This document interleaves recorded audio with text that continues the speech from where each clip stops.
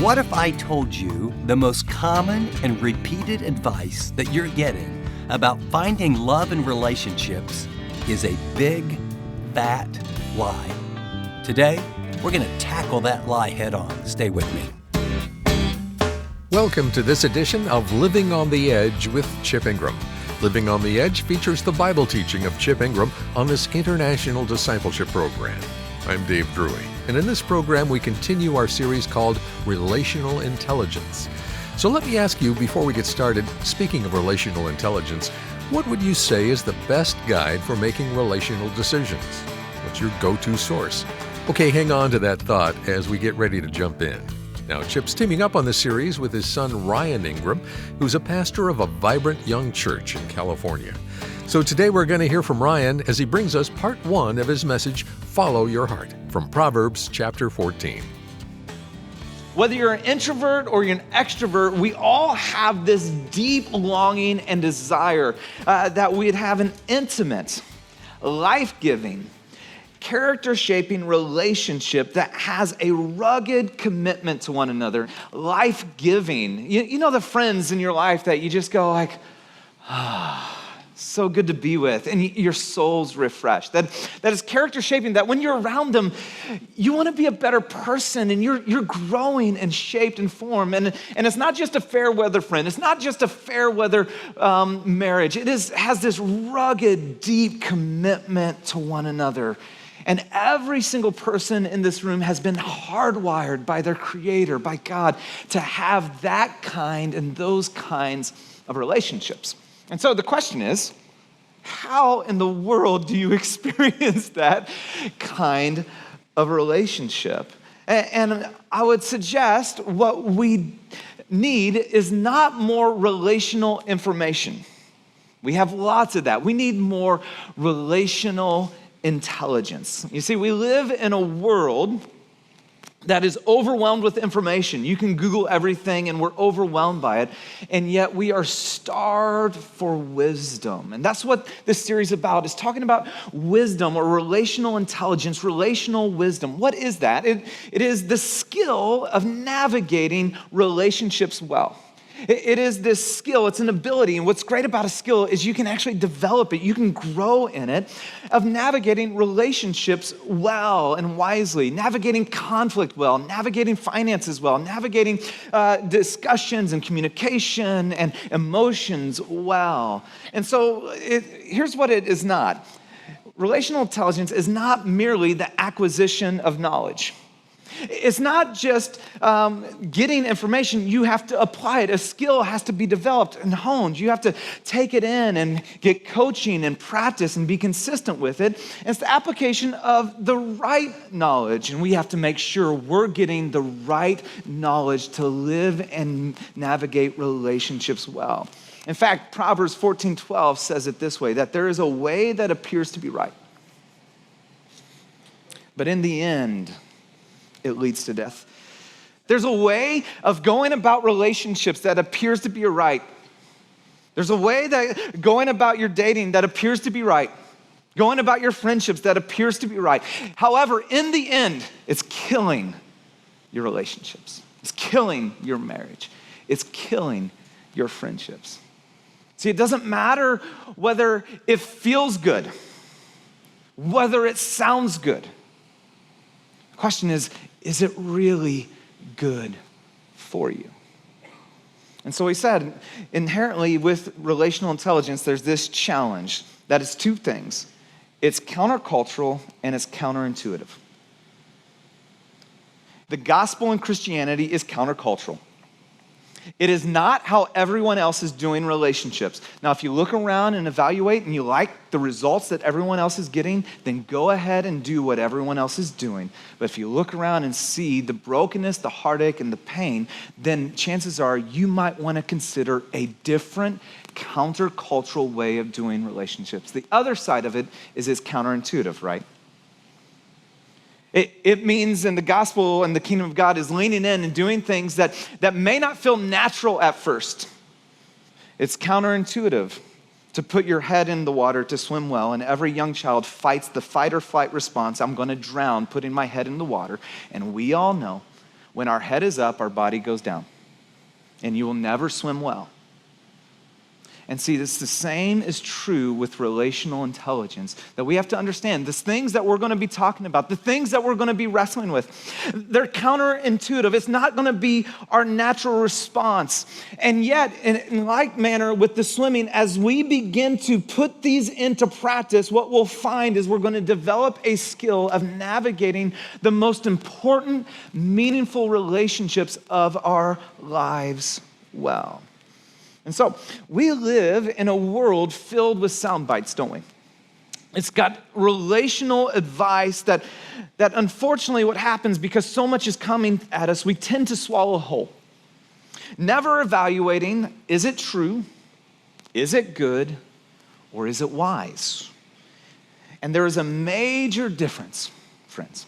Major difference between sounding good, feeling good, and being good for us. And so, what we're going to be doing is unpacking popular relational advice and then looking at the timeless principles we find in God's Word to help us navigate our most important relationships with relational intelligence.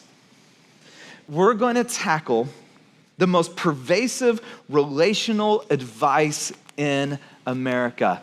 In fact, I believe it's America's relational anthem. In fact, many of you have given this advice, so don't feel bad. We're going to talk about that. Many of you have received this advice, and you don't have to go far to find it almost anywhere and everywhere. The America's relational anthem goes like this: help me out. Follow your heart. Oh, that sounds good, doesn't it? In fact, it feels really good in the moment. Follow your heart. Your heart will never lead you astray.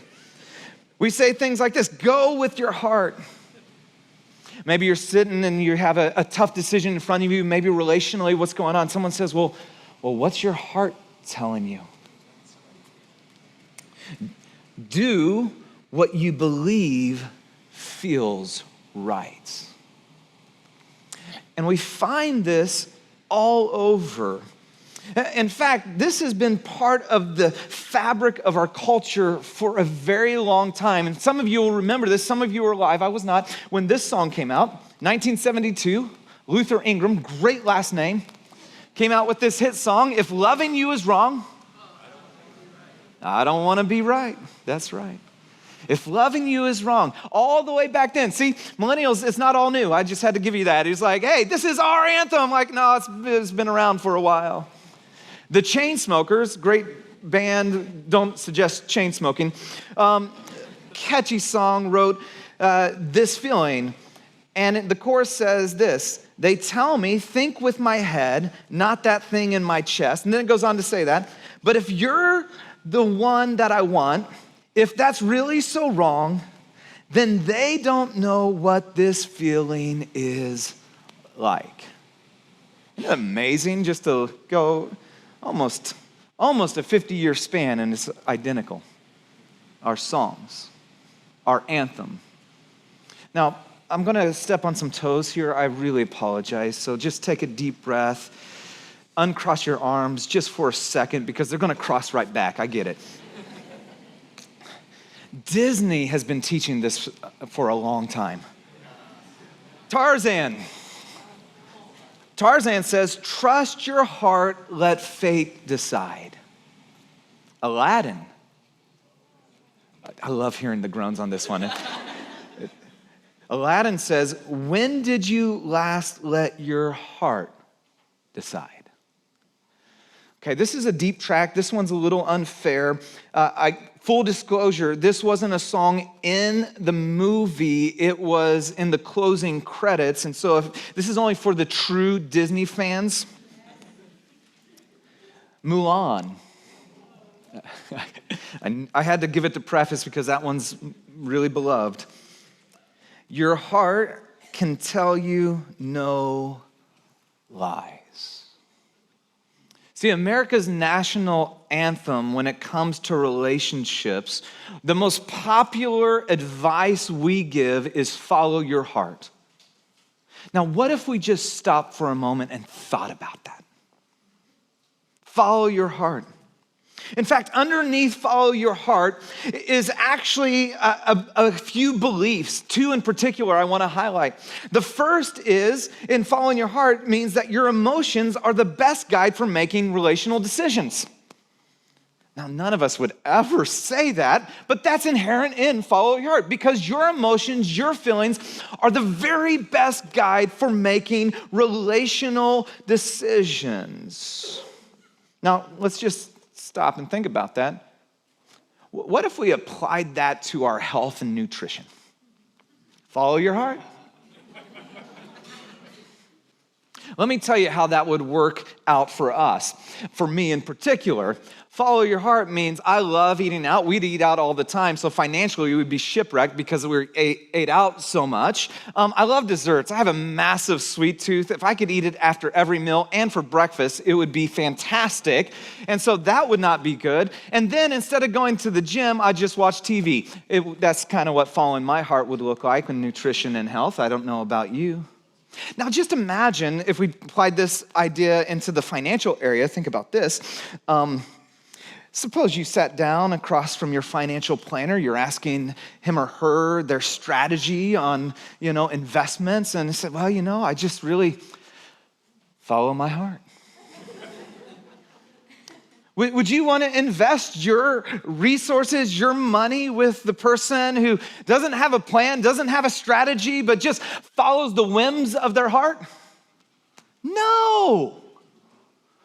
Then why in the world would we ever do it in something so significant and way more significant than money, the relationships in our life? I'm going to dig into this just a little bit deeper. Let me ask you this. Has your heart ever led you wrong? Yeah. Did you ever follow your heart and end up regretting dating him or her? Sleeping with him or her? Marrying him or her? Have you ever followed your heart only to realize a month later, a year later, your heart has changed? For some, your biggest regrets have come from following your heart. And then we say something that's so interesting. Here's what we say at the end of a season like that.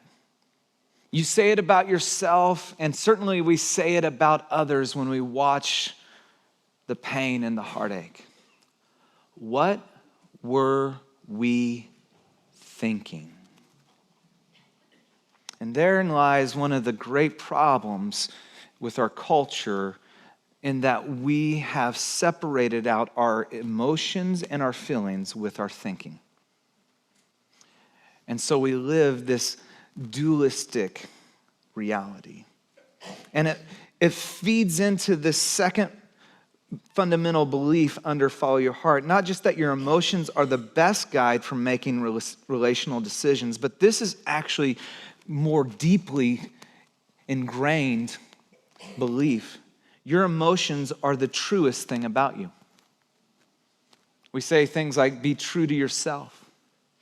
You do you.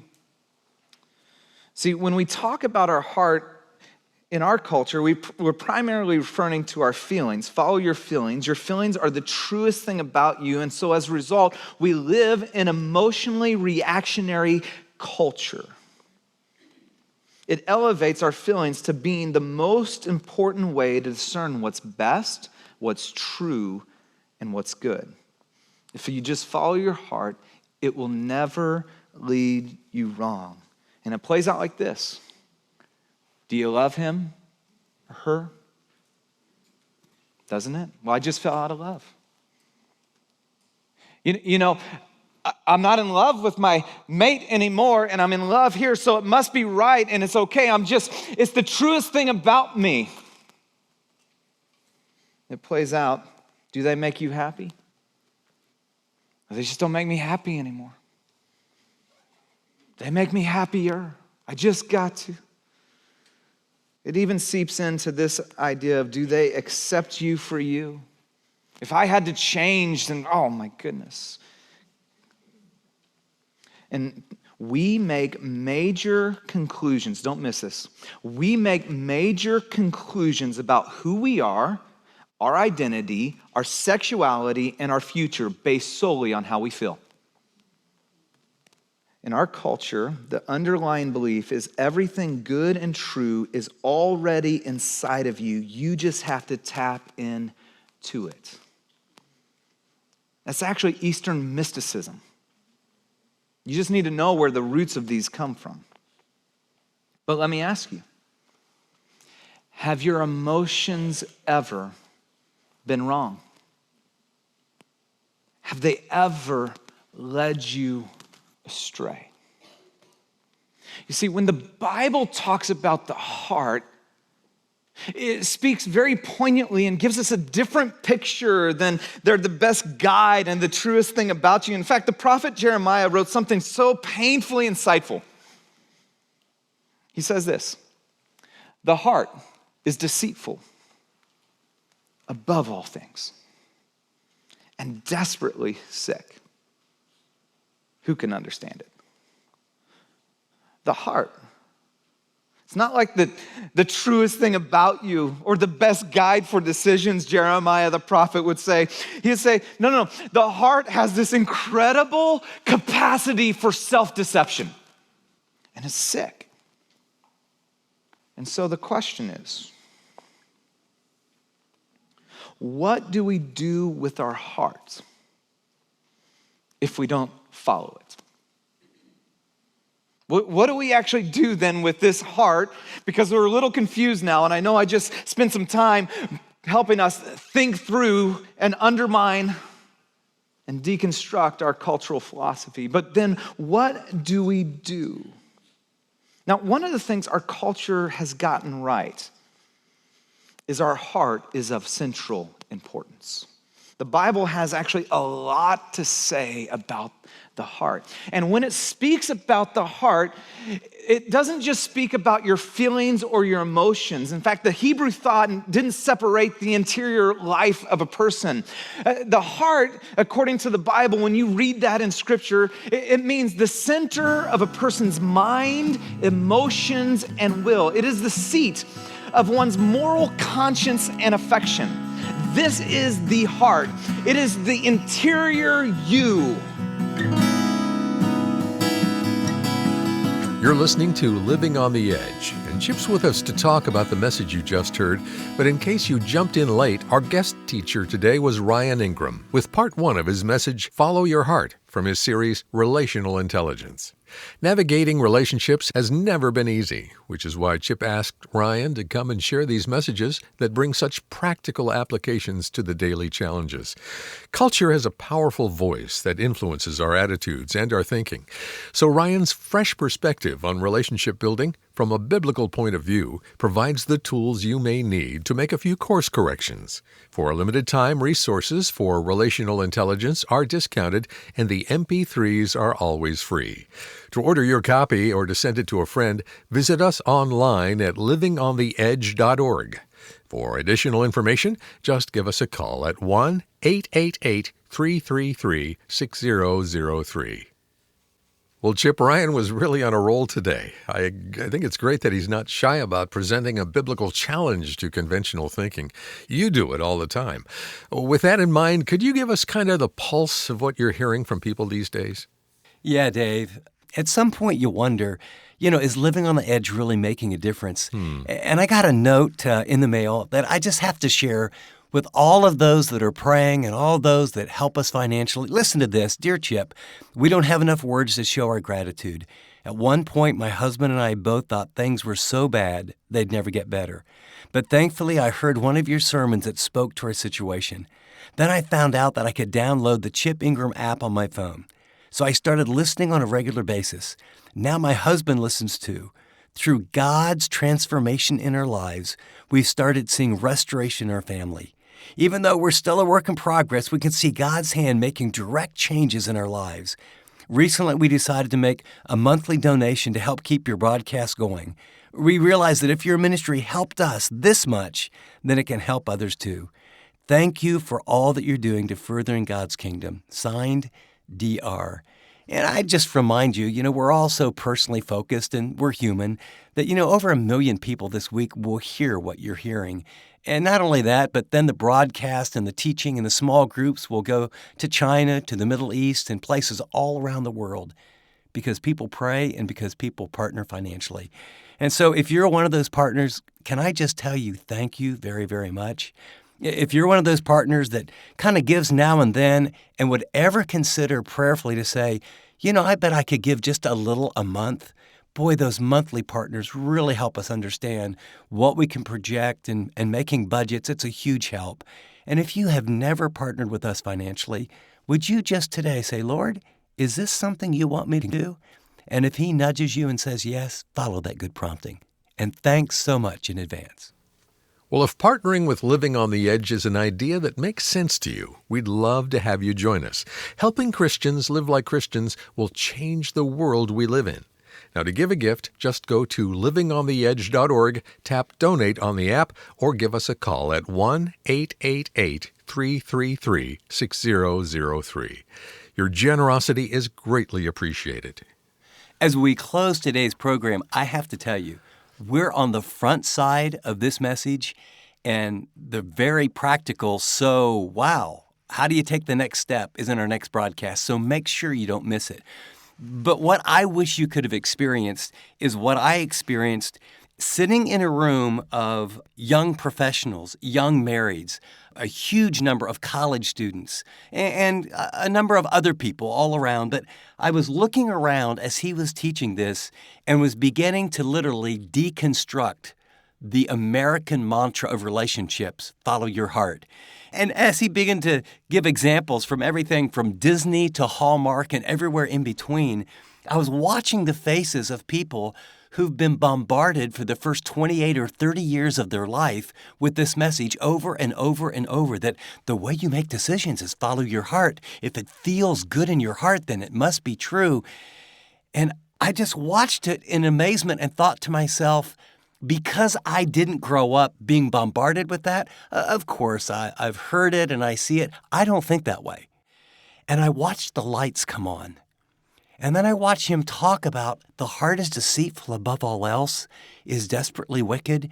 And then he began to go down and talk about guarding your heart and protecting your heart.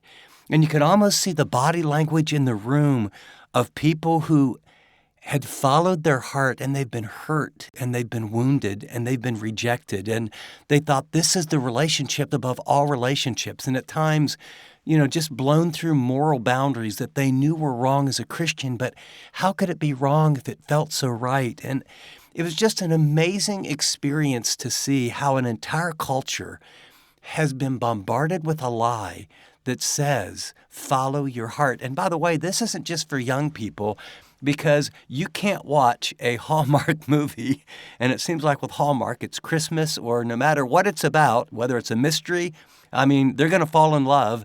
And the core behind falling in love is, well, the older lady says to the younger lady, or the older man to the younger man, well, I don't know what you should do, but just follow your heart.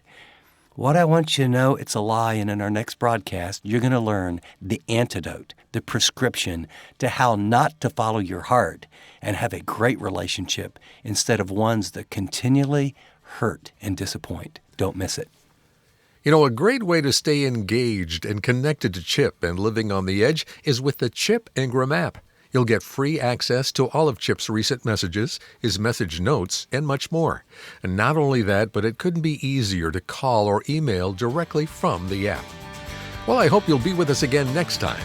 And until then, this is Dave Drury saying thanks for listening to this edition of Living on the Edge.